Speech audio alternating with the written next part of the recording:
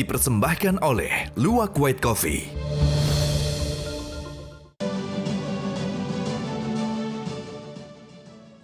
Temu lagi di Hot Room.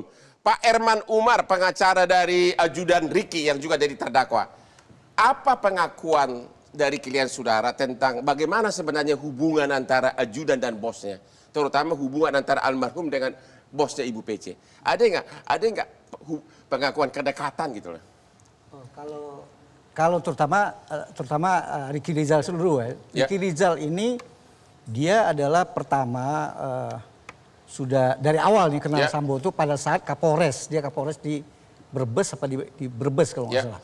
Nah, dia sopir dari Sambo. Kemudian setelah sekian lama pindah tahun 2018 atau 2019 ditawar untuk bergabung bantu untuk ajudan. Tapi dia belum mau. 2021 baru dia bergabung. Pada saat dia bergabung jadi ajudan itu tidak berapa lama dia tugasnya khusus terakhir adalah mengurus anaknya Pak Sambo ini dengan yang mengurus ibu siapa? Hah? Yang mengurus ibu siapa, Ibu PC? Kalau Ibu PC lebih kepada terakhir Joshua. Berapa tahun itu? Ya kalau itu saya nggak. Ada nggak pengakuan dari Ricky tentang kedekatan ajudan ini dengan nyonya dengan Ibu PC? Kalau secara spesifik tidak ada, cuma malah kalau saya lihat dia menyampaikan secara netral ya bahwa Ibu Sambo ini kepada semua ajudan berbuat baik. Cuma jadi tentu, tidak ada hal mencurigakan. Belum ada. Cuma mungkin karena si Joshua adalah memang ajudan khusus untuk mengurus rumahnya di Jakarta. Sekaligus juga kadang-kadang sopir kemana tuh ibu misalnya acara organisasi. Nah, itu dengan Joshua. Lebih dekat lah begitu, karena tugas. Semua ajudan mengetahui itu. Ada pertanyaan saya nih, kita ini kan sama-sama pengacara, akan memanfaatkan peluang. Apakah Anda sebagai pengacara dari Ricky akan memanfaatkan peluang tuntutan jaksa yang mengatakan perselingkuhan untuk kepentingan dari klien Anda? Kan Anda bisa mengatakan, ternyata klien saya Ricky dibohongin, mengakunya pemerkosa atau tahunya perselingkuhan. Apakah Anda akan memanfaatkan itu untuk meringankan hukuman dari Ricky? Kalau konteks itu saya tidak ada hubungan. Baik perselingkuhan apapun. Karena apa? Ini kan kejadian di Magelang. Memang ada hubungan dengan kita, dengan Eliezer juga. Dia sedang mengurus anaknya di luar sekolah. Tapi kan waktu dipanggil sambil nangis Sambo, aku baca berita acaranya semua. Dia mengatakan istri saya diperkosa, mau nembak enggak? Tidak, dia tidak menyatakan perkosa. Kalau saat itu pelecehan. Ya pelecehan lah. Pelecehan, kemudian saya akan panggil, saya akan klarifikasi. Kalau dia melawan, backup saya. Dan jadi Anda tidak akan memanfaatkan tuntutan jaksa perselingkuhan ini untuk memperingat Ricky? Saya tidak, karena konteksnya berbeda nih. Kalau saya berdasarkan fakta persidangan, pertama dia disampaikan menolak, walaupun halus. Kan itu sebenarnya tidak setuju. Dari mens rea aja dia sengajanya. Kemudian dia ikut-ikut yang lain tuh tidak ada hubungan dengan. Berarti yang paling relevan pertanyaan ini kepada Roni. Oke. Ini Anda coba jawab. Saya baca di BAP bahwa pada waktu klien Anda berada dipanggil oleh Sambo seorang jenderal sambil menangis. Ya. Benar kan? Betul. Dia mengatakan istri saya dilecehkan. Betul. Ya kan? Tentu sebagai seorang bawahan mungkin ikut prihatin. Kalau ternyata sekarang jaksa mengatakan bukan pelecehan tapi perselingkuhan, apakah Anda tidak mendalilkan berarti klien saya si Eliezer ini dibohongin oleh Sambo? Apakah itu tidak kau pakai surat tuntutan perselingkuhan jaksa itu untuk memperingan hukuman dari berada Kalau saya jadi pengacara kayaknya begitu. Oh ya, itu kan menurut abang kan. Kalau saya kan saya punya pembelaan sendiri.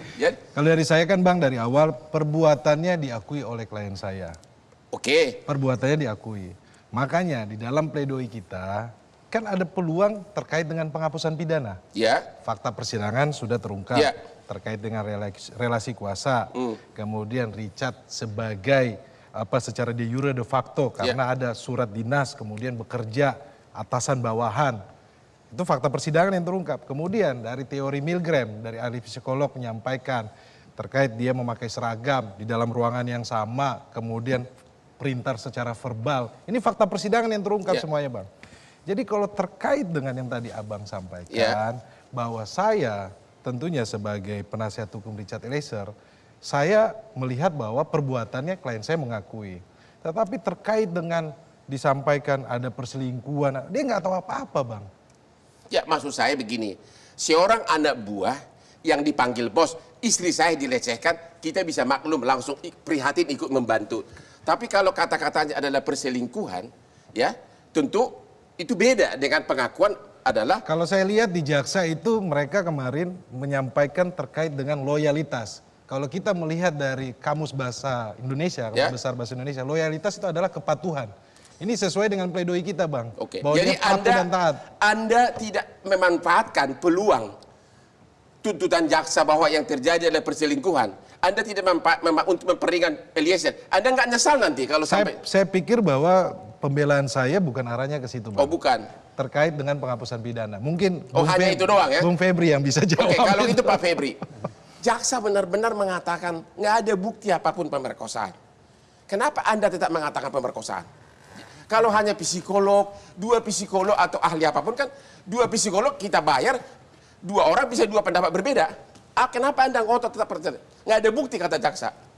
Ada 4 bukti sebenarnya. Ya. Makanya kami juga. Tapi bukti tidak langsung semuanya. Makanya kami juga nggak habis pikir ya, kenapa penuntut umum mengesampingkan keseluruhannya seolah-olah tidak ada. Padahal ahli itu kan dihadirkan oleh penuntut umum. 1, tentu keterangan terdakwa sebagai korban pada saat itu.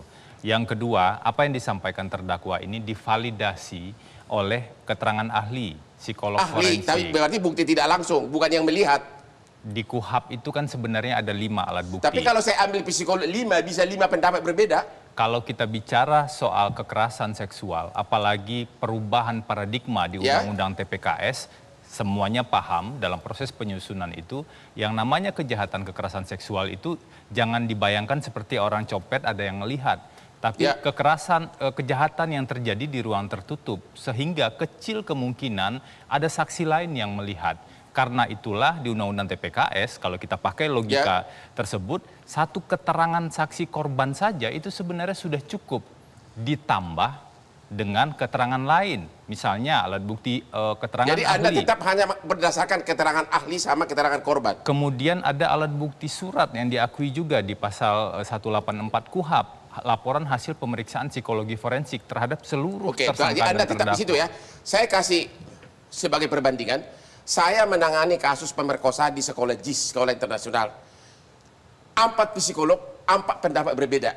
Bahkan kadang tergantung bayaran. Dalam kasus kopi sianida, juga psikolog dari jaksa maupun psikolog dari penegak hukum berbeda. Pertanyaan saya sekarang kepada Pak Ahmad Sopyan. Ya.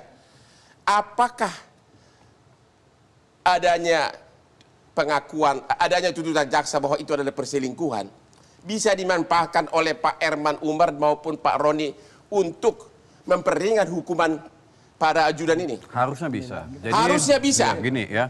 Kenapa bisa? Gini, dia menimbulkan sebuah peristiwa perselingkuhan dalam tuntutan. Tentu jaksa ketika menyebutkan tuntutan tidak mungkin kalau dia tidak punya bukti yang akurat. Itu 1. Tapi sayangnya tidak dimunculkan di dalam alat bukti itu. Ada sesuatu. Iya, tidak muncul terang benderang alat bukti itu. Nah, 1 lagi, Bang. Jika hakim, itu pesan kepada hakim. Jika hakim yakin bahwa ada perselingkuhan, maka sebetulnya agak inkonsistensi tuntutannya. Kenapa? Kalau memang ada perselingkuhan, berarti yang merencanakan 2 orang dong.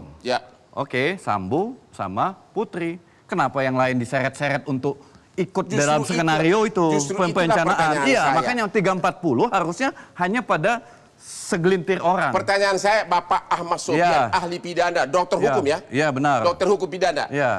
Justru itulah, apakah salah strategi Pak Roni ini? Enggak juga. Sama Pak Bentar dulu. Kalau dia tidak memanfaatkan itu tuntutan jaksa perselingkuhan untuk memperingan hukuman kliennya. Tadi Anda mengatakan iya. Iya, maksud saya begini, proses pembuktian kan udah selesai. Itu kan tuntutan. Berarti kan mereka tinggal... Ya, minimum mereka bersuara harus muncul di dalam pledoi. Gitu loh. Ya, memang harus muncul dalam pledoi, itu mengambil itu, potensi itu. Jawab dulu singkat.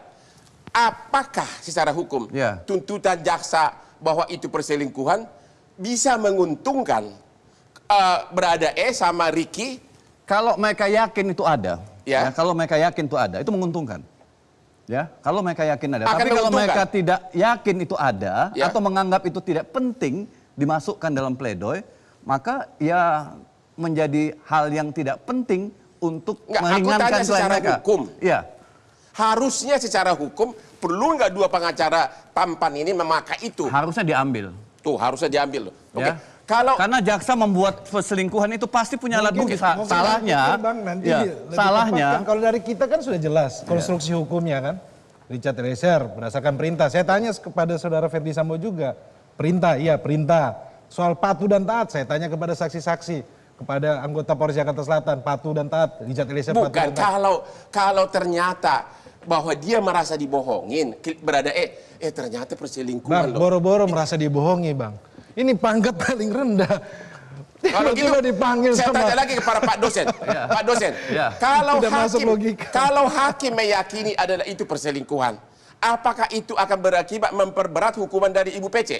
iya dong. Iya dong. Iya. Kenapa iya dong? Iya, karena ada skenario yang disusun, Ya. ya, bahwa berarti ada pemufakatan jahat. Ini jika ada ya, bisa Jika dibuktikan. ada, ya. Jika ada, berarti ada pemufakatan jahat antara PC dengan Ferdi Sambo. Jika Ya. ada, dan hakim yakin.